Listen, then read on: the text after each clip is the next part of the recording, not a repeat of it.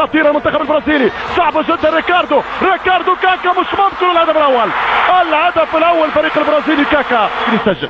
تمشي كرة مرة أخرى ممتازة. بوتريكا، هو الهدف، هو يا بوتريكا يوزع كرة. أضرب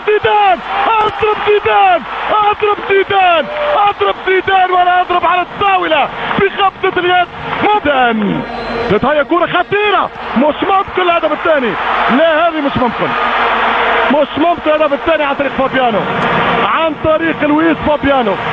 هذا هدف من كروش، حكم البرازيلي من 5 في المرمى بالراس. والهدف الثالث للمنتخب البرازيلي. مش ممكن على هذه الاخطاء الدفاعيه الغير معقوله.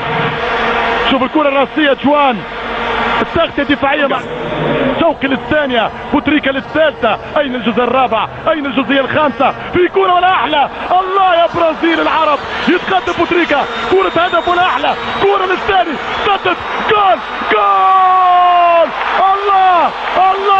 الله عاود لي من الاول يا مخرج، عاود لي من الاول. تعرف كوره ولا ما تعرفش؟ ارجع من الاول، ارجع للروعه، ارجع للفستيفال، ارجع للكرنفال، ارجع للضربه من غير صدة. اتفرج يا سيزار، شوقي هو السيزر الجديد، هو القيصر الجديد. عذر المنافق، بل قلت الواقع. التعادل الثالث.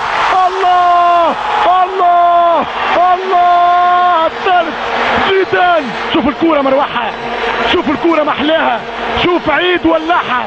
زيدان شعلها، بوتريكا شعلها. 3-3. المصريين مروا من هنا، نعم المصريين يمرون من هنا. افرح انت افريقي، افرح انت عربي. دانيال الفيس يوزع كرة تتهيأ خطيرة وفرصة، والحكم يقول من قلب المرمى. البرازيل يحتاج على بنالتي، البرازيل يحتاج على ضربة جزاء، والدفاع بالمحمدي يخرج كرة من قلب المرمى، الكرة مشات الكرة وفيها كتف، فيها لمسة، فيها ايقاف. يعطي اقصاء للاعب المحمدي ويعطي بينالتي للسلسة.